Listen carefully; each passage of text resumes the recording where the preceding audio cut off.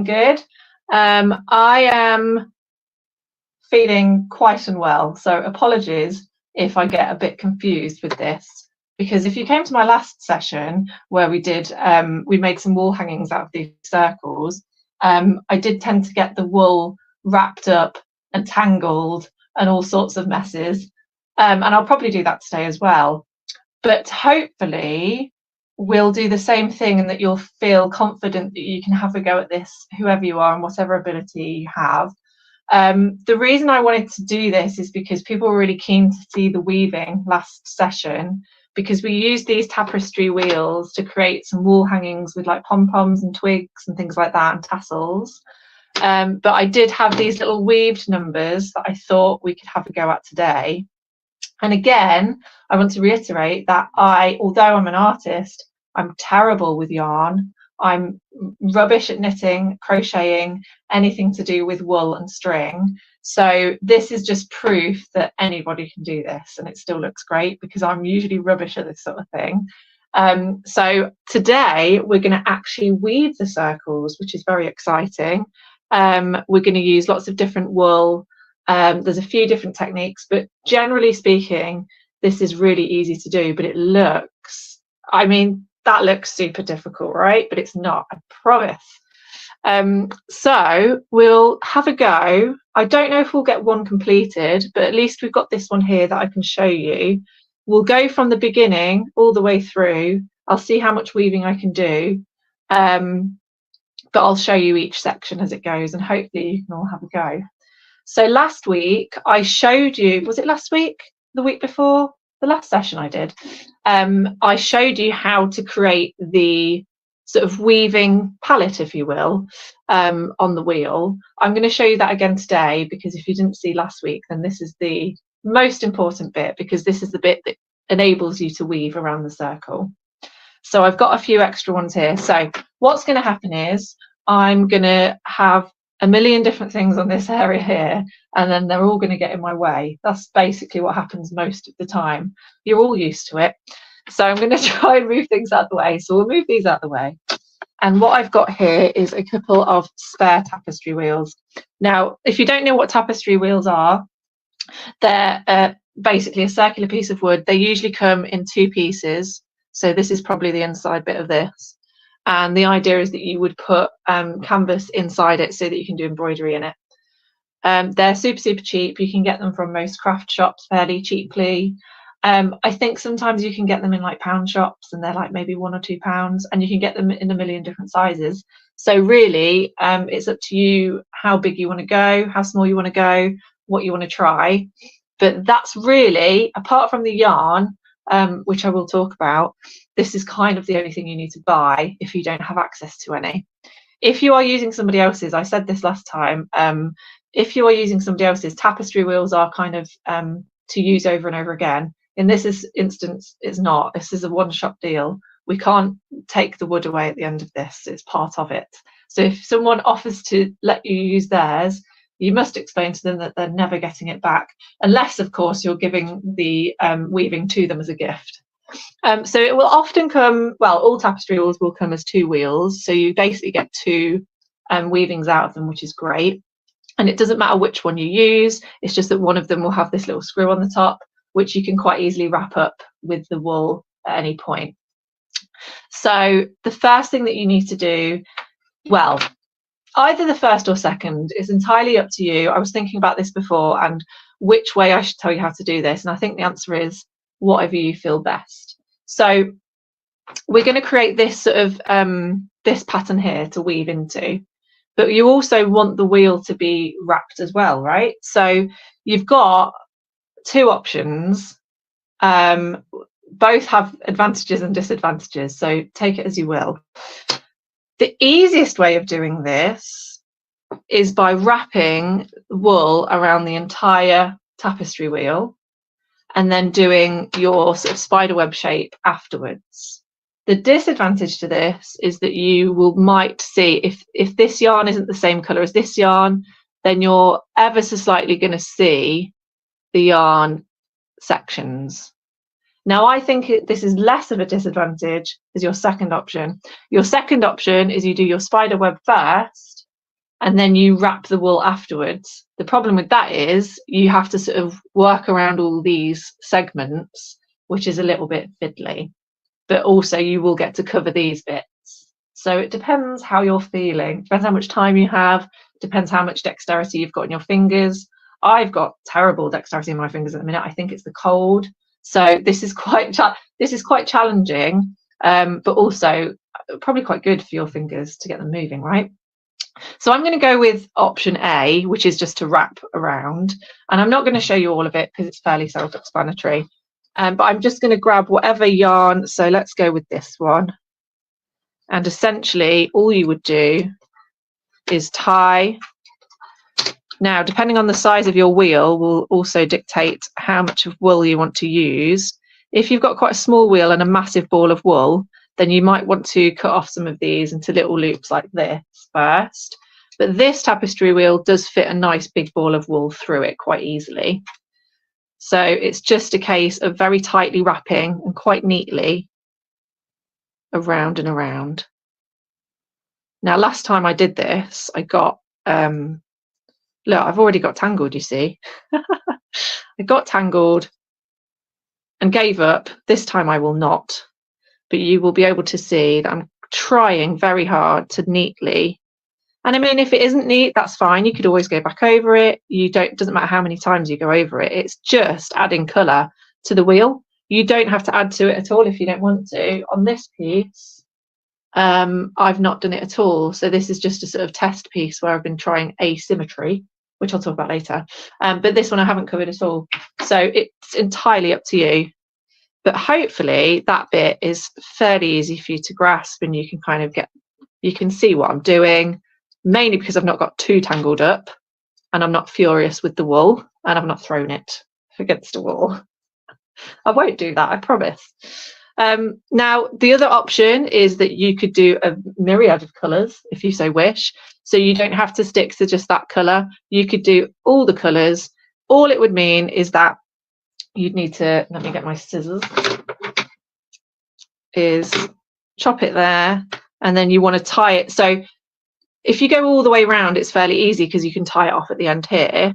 If you're going into another colour, so you've got this strand now, so what you'd need to do is either tie this to your next piece of wool, or alternatively you could try, if you've got enough, to sort of wrap it back in the opposite direction and tie it off that way. The joy is, if it's a nice and neat, you're not going to see, it's nice and tightly wound, I should say, then you'll see. So there you go. So you just want it to look like that, really.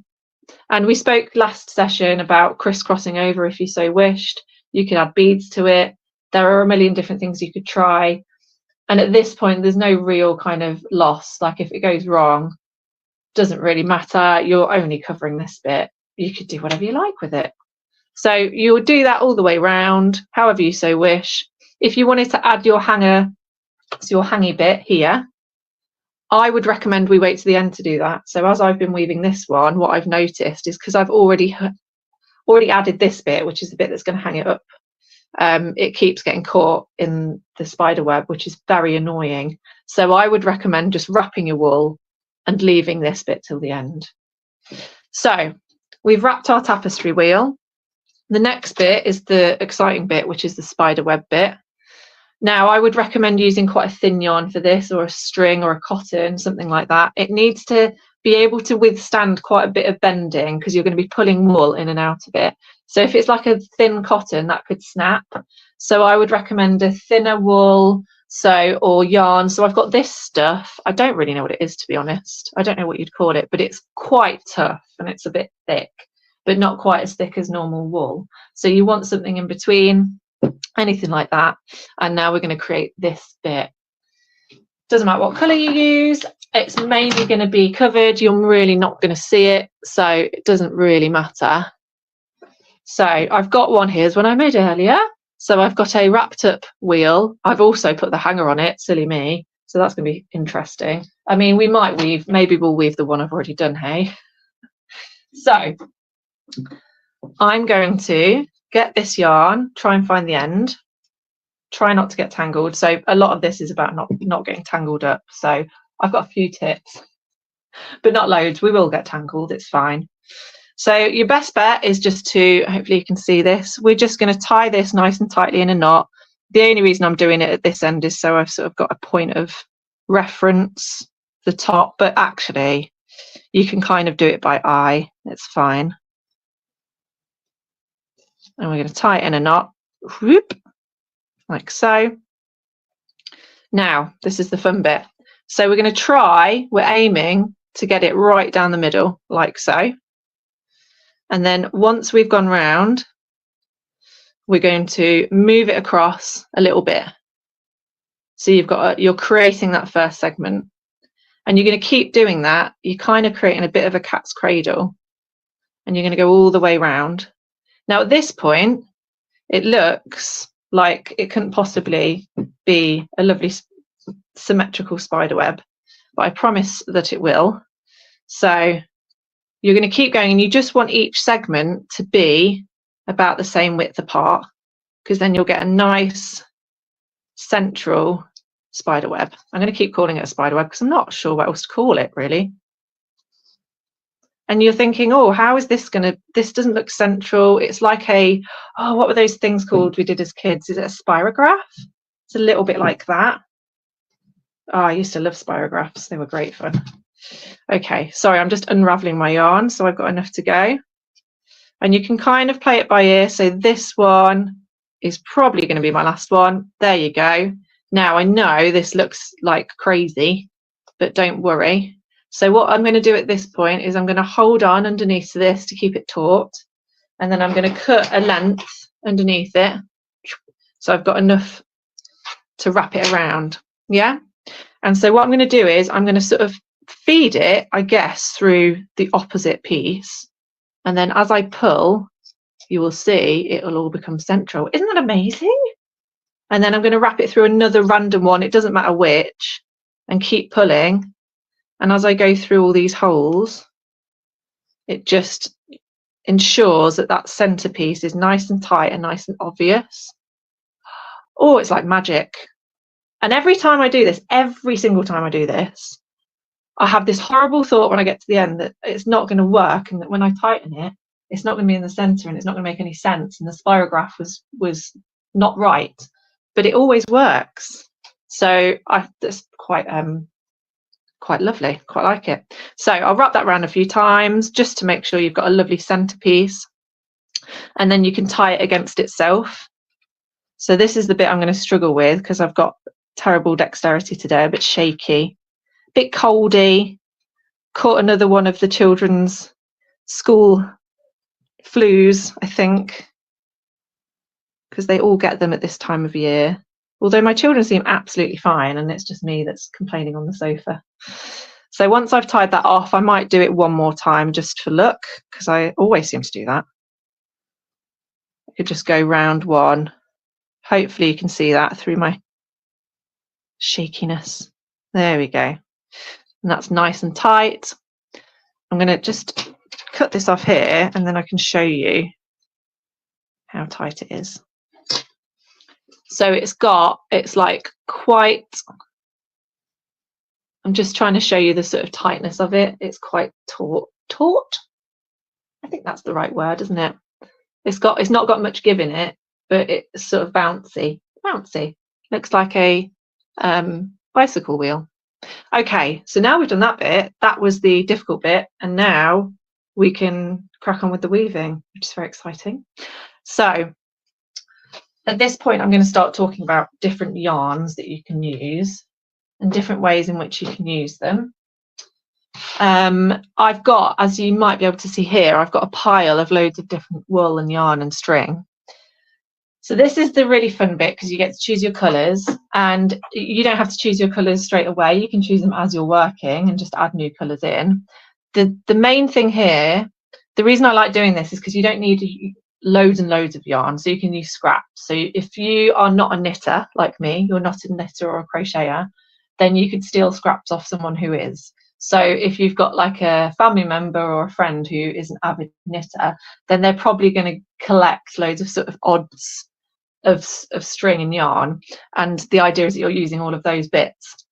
And the main thing here is that we use lots of different textures and thicknesses because it just gives your final piece extra sort of depth. So you'll be able to see in this one that you've got sort of different thicknesses of wool, and you can use varying different ones throughout, and it just adds to it. If you were to use the same thickness of wool throughout, so say you used this thickness of wool but in lots of different colours, it would still look lovely, but it wouldn't have as much texture.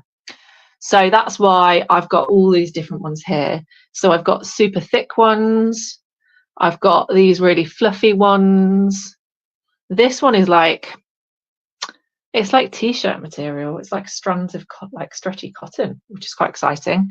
And these have all come from varying different places. So a lot of these, my grandma's given them to me because she's knitted a jumper and it's the leftover wool. Some of them have been from random shops or like in charity shops where they've been on sale. I never want to spend tons and tons of money on these things. I either want to use hand-me-downs, recycled pieces, or ones that I found secondhand or incredibly cheap or on offer. So I don't want you to feel like you have to go out and buy all these different coloured yarns that are really expensive. I have spent little to no money on all of these. So as you can see, we've got lots of different textures and sizes. And the main point here is that you're organised in your, how would I say it, in your sort of storage of your wool, because I'm not going to use this big ball and pull it through the spider web of the wheel because it would just take ages. So what I've done here, hopefully you can see, so now at this point I can shift all this out of the way. Try to put it somewhere where it's not going to annoy me. And you will see that I have sort of created a sort of palette of all the different yarns I've chosen, and I've just cut a small amount off. And that way it's very easy for it to weave. It's not going to get tangled, and you're not going to get very annoyed. The other thing as well is that you don't need to worry about how much of this you use. Like if you don't have enough of it, it's really, really easy to just tie it off and then put some more on and no one will see. So all of the tying stuff, all the tying off bit, that all happens at the back and no one sees it. So if you've not cut enough of this, it's fine. We just carry on with the same colour with another bit of wool. It's fine. So I've cut out a few of these, and then at this point we can kind of consider where we're going to start and what colours we're going to use. I will often just do it as I go because I don't want to prepare it, because the fun bit is choosing each colour as you go. The only thing I would say is that I would start with the thinnest one that you have. So that's why I've got this lovely golden string, which I bought because I had to do up a rocking horse for Christmas, because that's what was required of me from my child. So this is left over from that. So something like this is perfect because it's like glittery and shiny, so it's going to really stand out against all the other wool, but also it's very thin. So that's what I'm going to start with. I'm just trying to decide which one I should, just wondering if I should weave my yellow one because it hasn't got the string on it. Let's weave the yellow one. Okay, so we're going to start really, really simple. We're going to get our first piece of string and we're going to tie it essentially right in the center. So hopefully you can see, like, I'm tying it as close to that middle knot as possible. So, and because look, I've cut some off and I've not got the whole ball of wool, it's not going to get too stressful. So I'm going to tie that off and then I'll show you. Do it in a knot. And now if we remember where we tied this knot, then this bit here is the back and this will be the front. So we've tied that and you can barely see it, and that's kind of what you want. You want it right in the center. I'm going to see if you can see it. It's just there, look, that gold bit there. And this is where we can start weaving, which is the fun bit. So there's a few different ways you can weave, but the first way we're going to do is the simplest, which is in and out. So we've started on this one. So we're going to go underneath this one and over this one. And this is why I'm not using the whole wool, is because I want to be able to go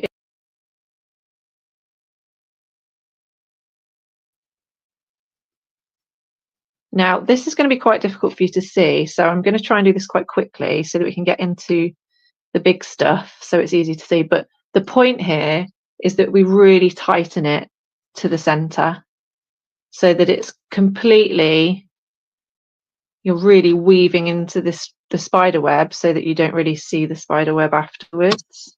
Oops, sorry, just bashed my camera as I was weaving. Now, if you go under 2 and then over 1 by accident, again, don't worry too much. No one will notice. As long as you keep this nice and tight, don't worry at all. I'm going to keep going with this. Now, what I would say at this point, we're nearly all the way around. So it's okay if you accidentally skip a couple, but the reason I'm pointing this out is because when you get all the way round, that skipping bit will become quite useful because it's a choice you'll be able to make. So I'm just trying to get through this bit so that it becomes obvious that it looks wonderful, I promise. We're going to have to go through this a few times. So this this golden one, I'm going to weave around the circle. So this will be quicker because you're weaving a very small circle because it's right in the center. And I'm just going to reiterate why this is much easier than using a whole ball of wool, because you're not having to go and to push all of it through the wool. I've just got a small strand. You could probably be better at this than me. I'm just throwing it through basically. And I'm going to keep going around like this, and you can keep going around like this as long as you want. But at some point, probably when I go into the next colour, I'll show you the importance of skipping a spider web. Spider web, I don't know what to call them. Segment. Skipping a segment. Now at this point, you're thinking, oh, I can't even tell what's going on. But this is the sort of foundation, and it will make a difference. That if you're neat and tight with this bit, it will really pop at the end. So, bash the camera again. I'm so sorry. So, and now I'm going to talk to you about skipping a segment. Hopefully you can see this well enough to tell. But that gold is so hard to see. So because I've been going under and over, and I've just kept going under and over, what happens is every single one that you go under stays the same. So this one is an under, this one's an under, this one's an under, this one's an, every other one is an under. And what that means is the gold yarn isn't being shown on those under ones because it's going underneath the segment. So you need to kind of purposely skip a segment so that the next time you go round, all of your under ones are now over ones. I hope that makes sense. I will try to show you. So I'm going to go under here, and then hopefully it'll become clear, although it's not, it's quite hard to see this gold one. I thought it'd be a good one, but it's not. So now what I would do is I would go over this one and under this one. But what I'm going to do is I'm going to go over both of them, and then you kind of recreate the pattern then. So the pattern is now opposite, because the one you would have gone over, you're now going under, which means that next time you go round, all of those ones that you were sort of couldn't see because they were going under are now over. And I want you to remember that, because you can use this to your advantage. I will stop bashing the camera. I'm so sorry. It's because I'm left-handed. And well, I don't know why that's an excuse. It's not an excuse, is it, that I'm left-handed?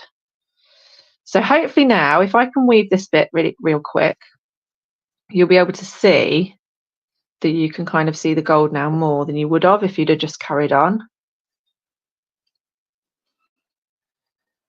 And this wool that I've used to make this spider web is quite thick in comparison to the one that I showed you, which is perhaps why you can't see the gold quite as well. So that's definitely something to consider, is the thinness of the string you use for the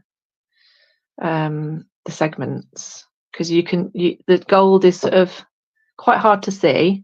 I mean, it will still look great. It looks, but I think it looks better in real life than on camera. because the light's not picking the gold up very well. We'll use a nice contrasting colour in a minute. So I'm going to go around this a few times, and you kind of want, the reason we've skipped that segment is so that you've got a nice strong first section and it's all holding itself into place.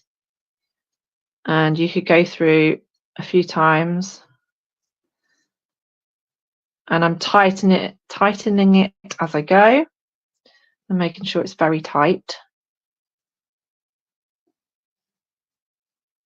Now, at this point, I'm just going to finish this gold bit, and then I'm going to show you a tool that I have, which I'm not using because I don't want you to feel like you have to go out and buy this tool.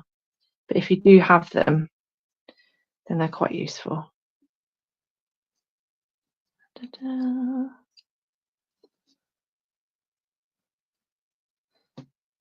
Okay, I'm probably going to stop in a second and go on to my next colour, just because I would probably go around this a few more times if I wasn't showing you guys, but for time reasons I don't want you to just have to sit and watch me do this for ages. So I'll just go round. So what you can do is you can go round and you can work out where that knot is, exactly which string it's on, and make sure that you've gone around the exact amount of times you want. At this point, it doesn't matter too much because you're not going to be able to tell because it's so small and tight. But for the bigger pieces, when you get further out, it's a bit more obvious where you stop and it's easier to tie it off.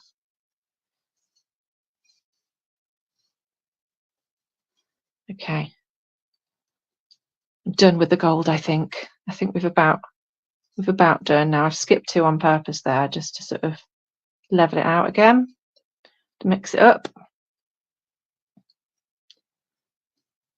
Okay, I think we're about there.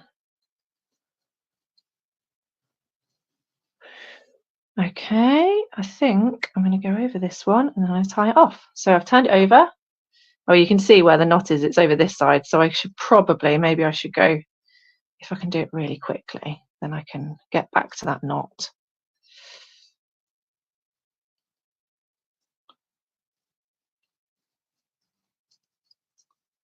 I've got such shaky hands today. So weak. Such weak hands. Okay, I'd say we're about there now. So all the way through there and through there. So I'm doing this at the front, but actually you don't need to weave it from the front. You can weave it from the back if you want. But now we're back to the beginning where that little tie was, and literally you just tie it up in a knot like so. That's all you need to do. You don't have to cut it off if you don't want to. I think I would like to cut it off because then I don't need to worry about these ends getting in the way. So I would then chop those off. Bob. And there is your first section.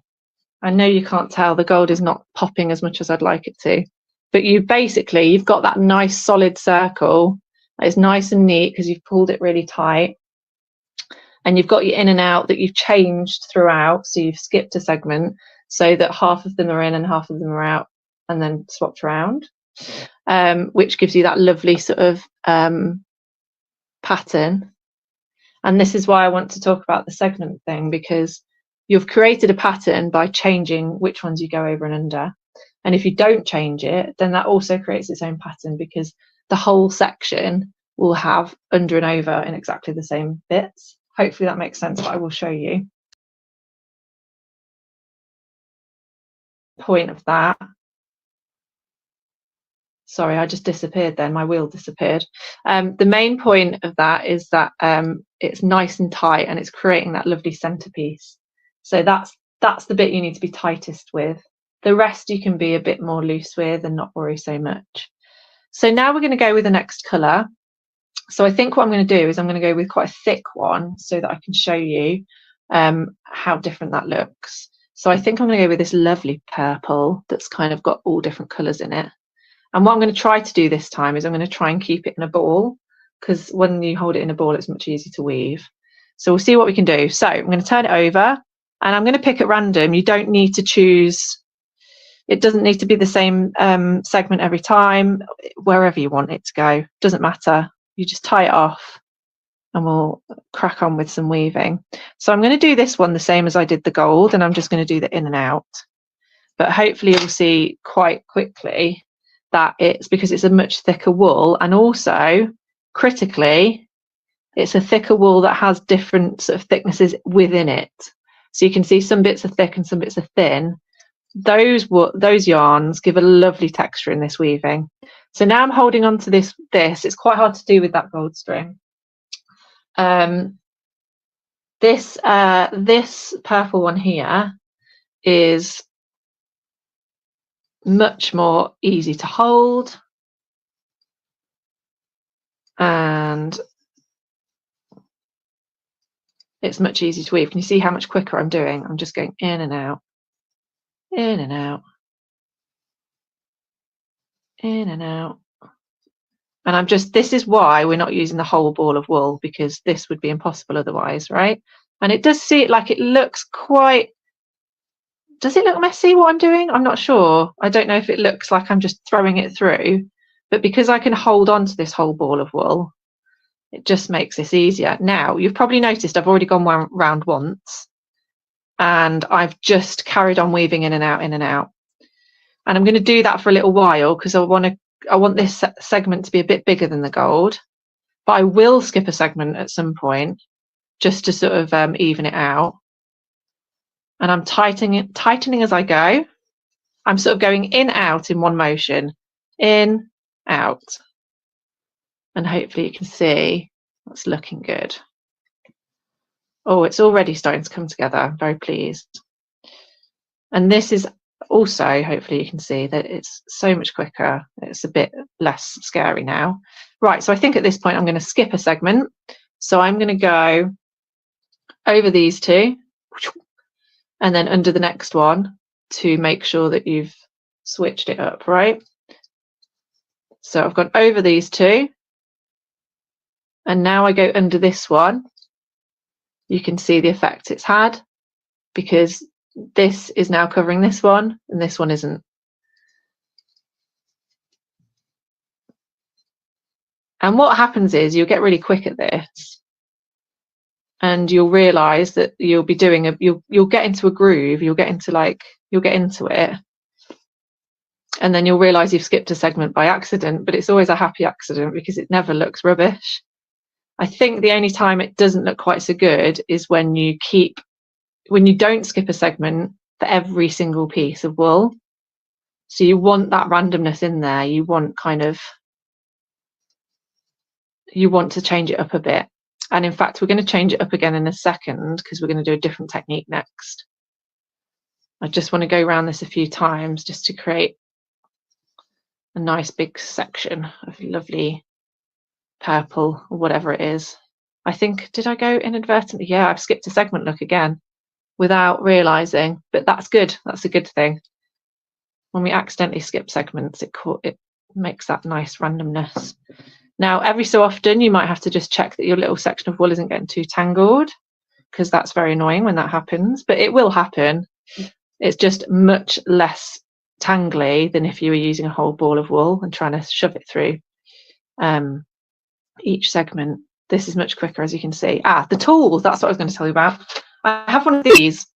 So I think this is a child's one. I think you can get much less plasticky ones. So this is a weaving tool. So you use these in when like rug making and things like that, where it's like a frame with your string going down, and you use this to weave in and out. These are really useful for these wheels, but I understand that most people don't have these. I don't know why I have this. So it's quite a surprise that this even exists in my house, because I don't recall ever weaving anything but this. I think someone bought me a frame once, like a kid's one. Never used it, but this is what this is. You can get them. They're weaving tools. I'm not even sure what they're called, but essentially you tie the string to this bit, and then you use this to weave in and out of your piece. It does make it slightly easier, but actually it's really I don't think there's much difference in it. I'm not using it now because I don't think I need to, especially if you've been prepared and you sort of you cut your wool into little sections first. I'm just not sure if it's absolutely necessary. If you have one, then maybe try it and see if you think it's easier. But if you don't have one, then don't feel like you need to go out and get one, because you definitely don't. Okay, so Where's the end of that? Not sure. Okay, so that's a nice big section. I'm happy with that. I don't know where the end of it is, so I'm just going to tie it off against itself. Quite happy to do that. So I'm going to give myself a nice big bit here, and then I'm going to tie it carefully against itself. Make sure that this bit is nice and tight so that it's not sticking out. And I've made sure I've tied it against the back bit. If you don't, not the end of the world, you can cover it with your next section. Done. So now we've done our second colour. That's looking good. So the next thing I want to do is a different technique altogether. So for this one, I think we'll use a thicker wool. I think it looks better with a thicker wool. And essentially we're going to create this sort of like spiral effect so that you can see on this lime green here. It's very, very easy. I would argue it's probably easier than the in and out. Which one should we go for? I think I might go for this lovely dark red. I think we'll go with this sort of reddy pink. Okay, I'm going to turn it over. I'm going to choose a new section. Doesn't matter where. I'm going to tie it up. And now I'm going to leave that bit so that I don't forget. Now, this is really, really easy. You're going to have your yarn pointing upwards. You're going to go into the next segment and then come out of the segment before it, like so. So I'll do that again on the next one. So you go over down here and then up through the one before it. And then you're creating this sort of loopy effect. Over to the next one, up through the back of it and round. Now the joy of this one is you can decide how loose it is. You could do it really, really tightly, or you could do it quite loose, which adds a bit more depth to it. And I'm going to keep going. I'm going to go all the way around, and you can kind of decide as you go. So we go ahead one, back up the other side, ahead one, and then back up through the other side.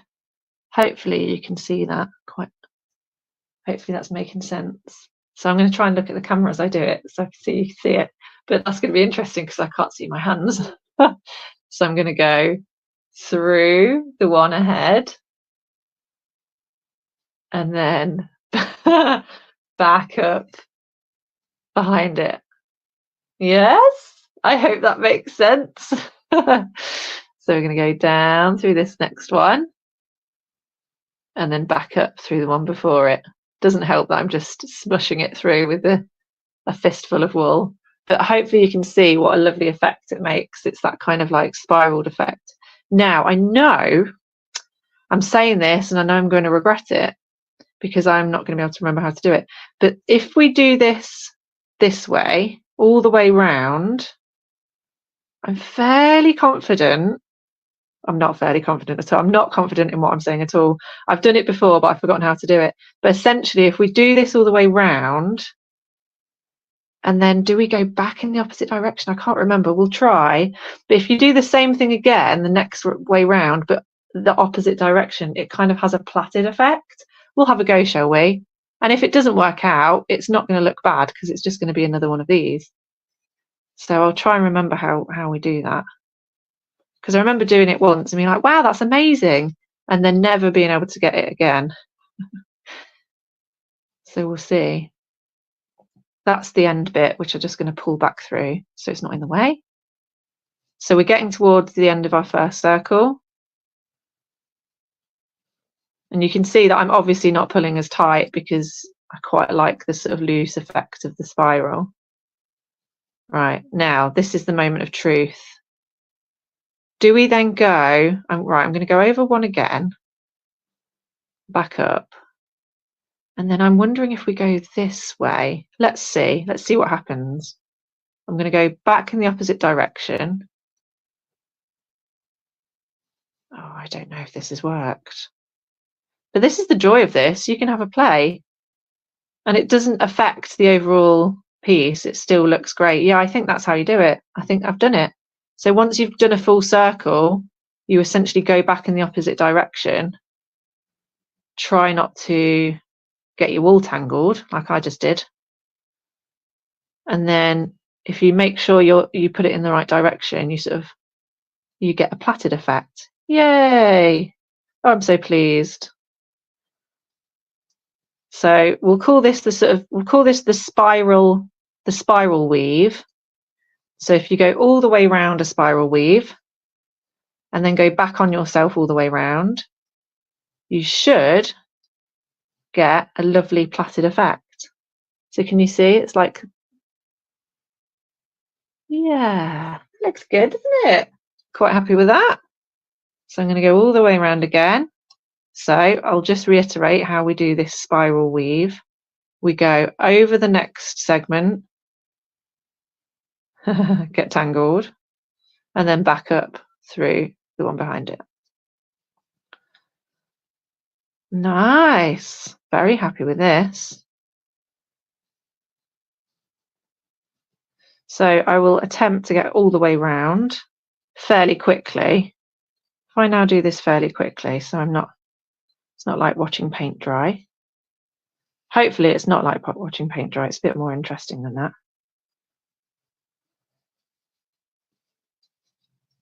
But hopefully you should at least feel like it's something that you could quite easily do and it not be too difficult, because that's why I like doing this, because it makes me feel like, oh, maybe I can work with yarn and wool.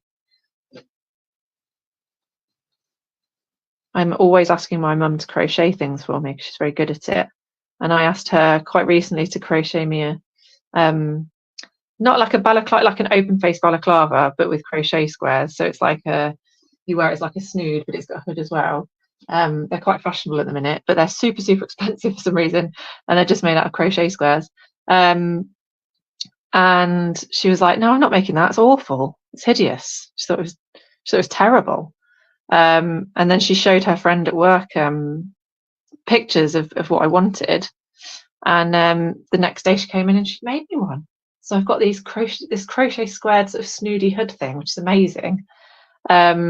And blows my mind. She just did it in one evening. And I can't even make one square.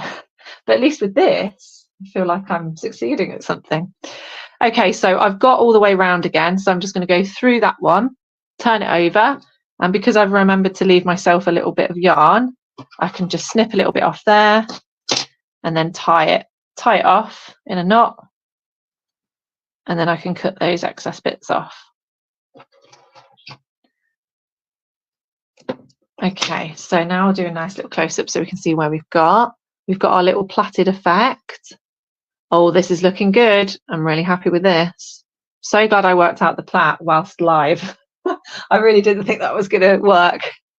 Okay, so now what we're going to do is we're going to carry on with the in and out weave, but this time we're going to stick to the in and out and we're not going to skip a segment, and we'll see what happens. And for this one, I think I'm going to try this t-shirty one. I mean, I don't know if there's enough yarn to do it, but we'll try it because it's nice and thick, and hopefully you'll be able to see what I mean about deciding to not skip segments. So again, we're going to just choose a random. I think the reason that I choose a random segment to tie off each time is because if we were to sort of tie it off at the same segment, it might be noticeable. I don't think it would be, but I just figured if I tie it from a different place each time, it makes it more random then, right? Okay, so I've tied it off here, so I'm going to come up here and hopefully, do you know what? I'm just going to wrap this up again because Rosie's getting tangled again, as usual. So look, I'm just wrapping it around my fingers, just in a bid to make it a bit neater. Okay, so we're going to go over and under, and I'm going to try and do this super quickly. And because this is a nice thick yarn, hopefully this will make more sense. And I'm just going over and under in sort of one motion. Over and under. Over and under. Over and under. And I'm going to keep going. Now, at this point, I'd just like to say that I don't know for sure because I'm terrible at maths, But if you were to, so these segments, when we did it quite randomly, and we just sort of chose a sort of maybe 2 centimetre gap. I think, so if I count them, 1, 2, 3, 4, 5, 6, 7, 8, 9, 10, 11, 12, 13, 14, 15, 16, 17, 18. So there's 18 segment lines, if you will. I'm fairly sure that if you made the number of segments an odd number, then when you go in and out, you might not have the same problem. I don't know if that's true because I'm really not great at maths, but it's just something to ponder if you care. I mean, I don't think it matters because you figure it out as you go, but I just wonder if the sort of skipping a segment thing wouldn't be an issue if you had an odd number of segments. I don't know. I've opened a can of worms, haven't I? I'm going to stop talking about that. Okay, I've got back to the beginning, so I'm just going to carry on. I'm going to carry on going over and under so that they're going over and under the same ones each time.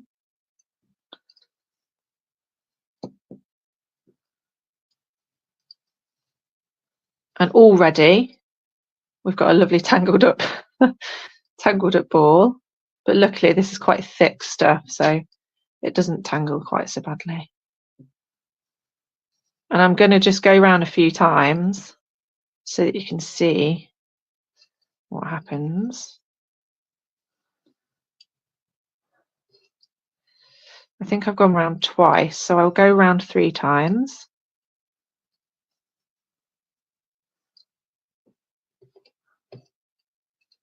Ba, ba, ba, ba.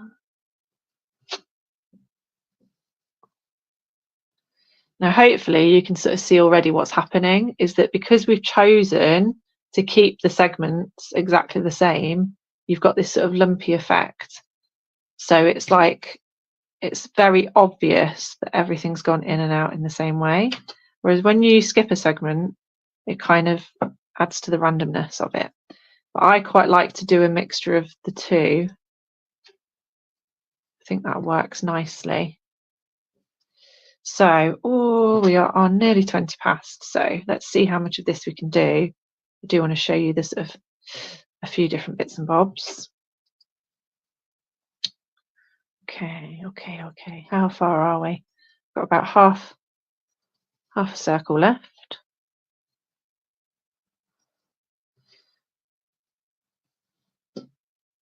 Oh, hang on, what have I done? Oh, I nearly skipped a segment by accident then. Ooh.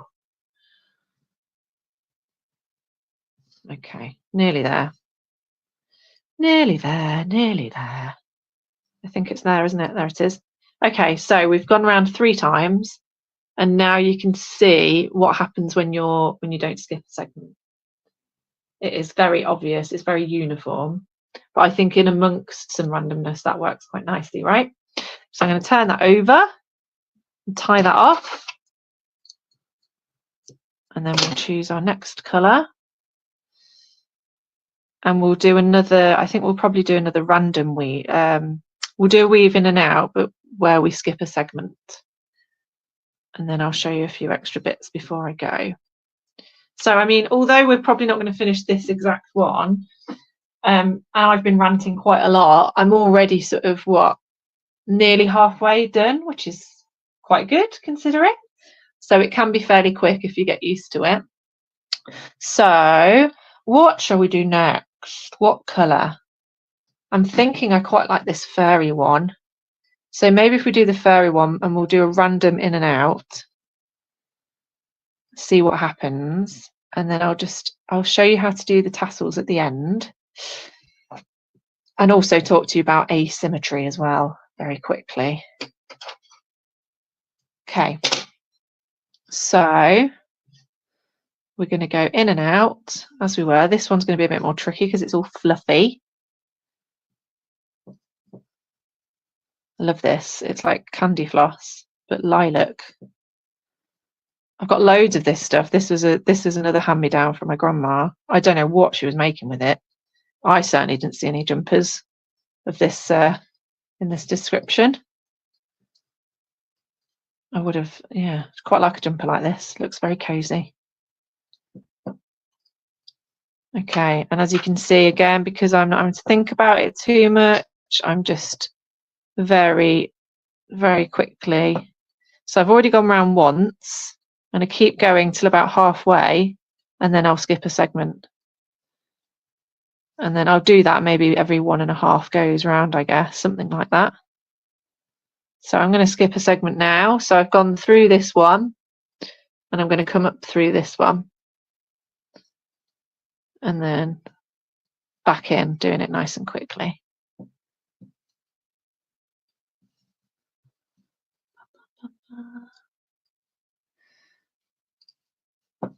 I quite like this fluffy one right next to the cotton because it's totally changes the texture and the feel. And hopefully you can see as well that I've been making, you know, conscious decisions about what colours I'm using and where the colours are going, and that there's a colour range, you know, there's a palette, there's a colour palette there I've sort of thought about. You could do this in rainbow colours, so you could do this in rainbow order if you wanted. You know, it doesn't really matter, whatever colours you like. I'm going to skip a segment again now. So I've gone over 2, and I'm just going to keep going for a little while, just so we get the idea. And you can see I'm really getting into the swing of it now, like it's getting easier to go in and out, probably because you don't have to be as tight and the segments are getting a bit bigger because it's not right in the centre.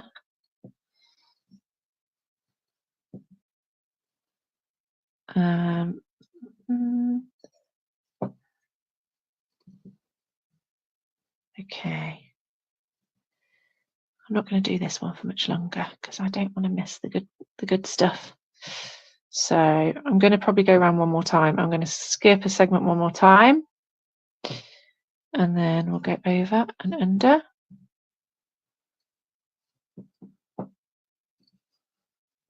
I love this little fluffy bit. It's great. So where's the back? Where's the beginning? Where's the end? I don't know. It's too fluffy for me to see, so I will just tie this off against itself. I think that's probably enough of the fairy stuff, right? That looks nice. So I'll just go through one more.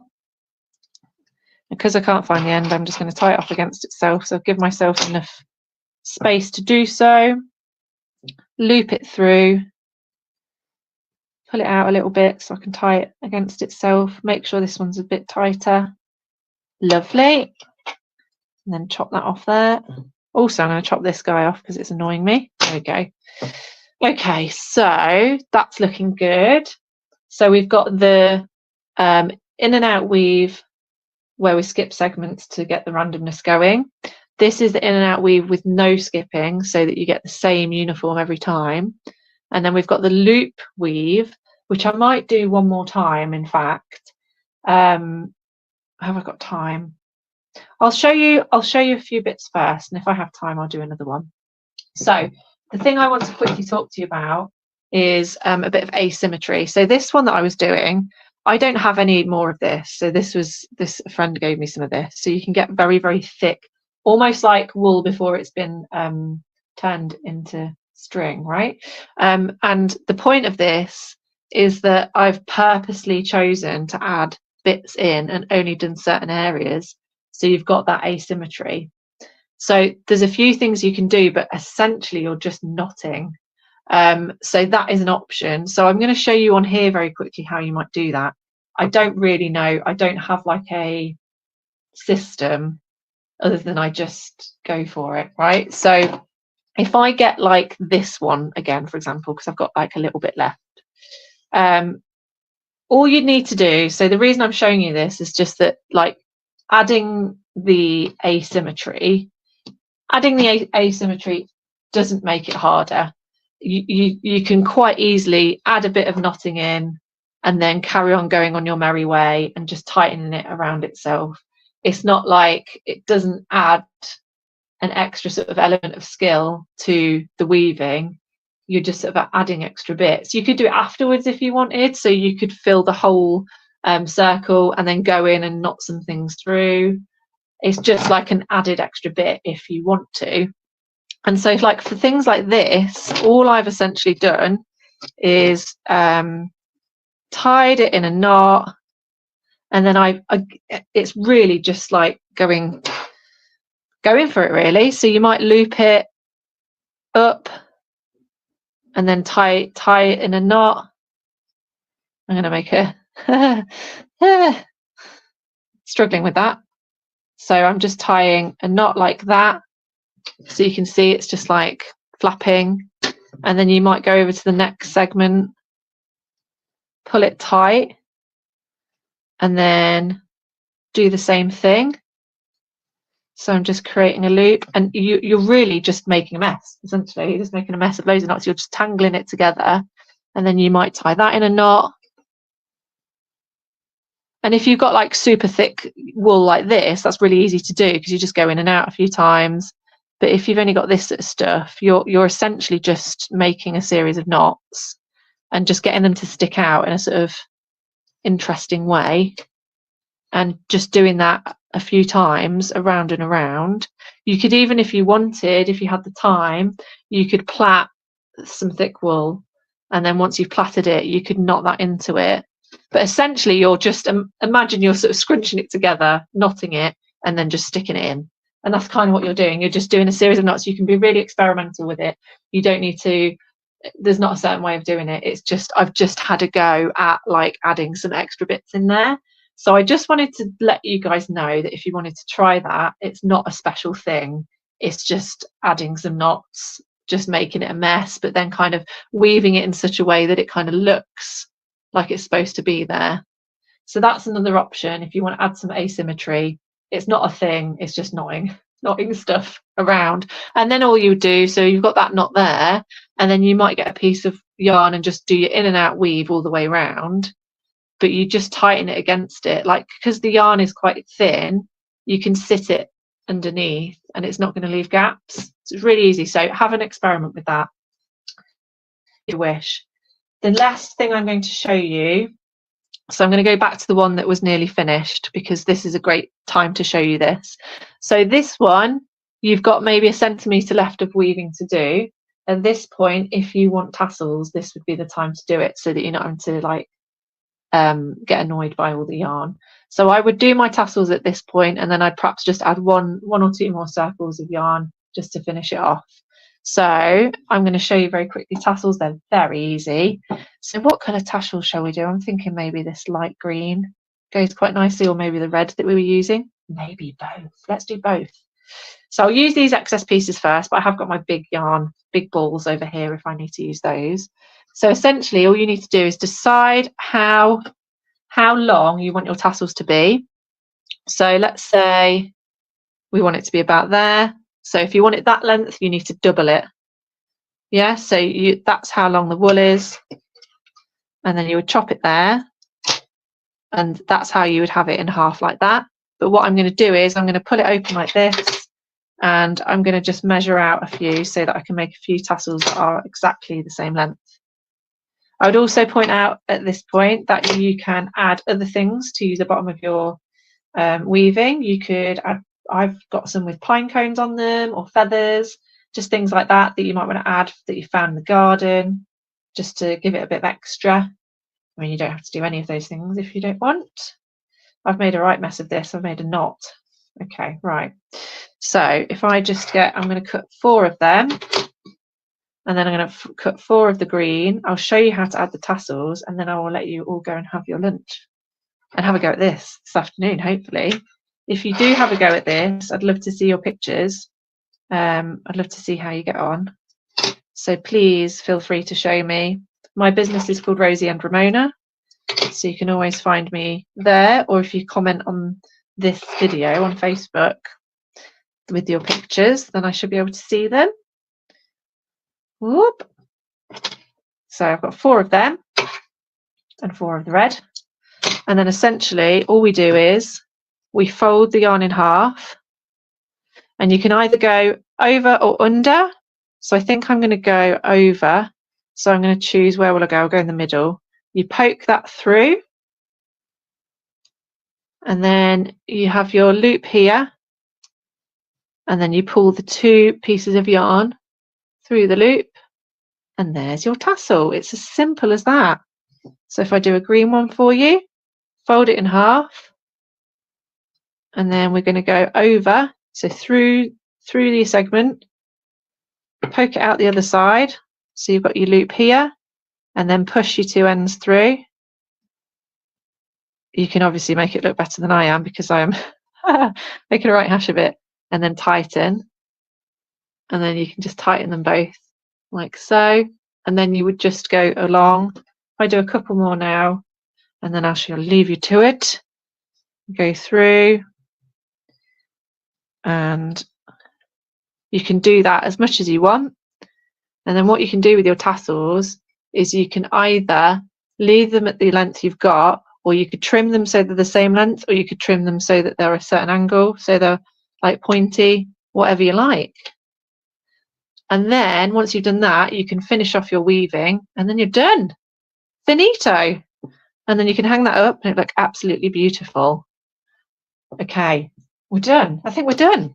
I hope you enjoyed our weaving session. That was really fun. And I hope you all have a go. It is really easy. I know I made it look super fiddly because I was all over the place and tangling it up. But it is, once you get into the groove of it, it is really fun and like mindful. So I hope you all enjoyed yourselves. Thank you so much for coming. I will be back soon in February with more crafts. I've been Rosie. My business is Rosie and Ramona. And I hope you all have a wonderful weekend. And I'll see you all soon. Goodbye.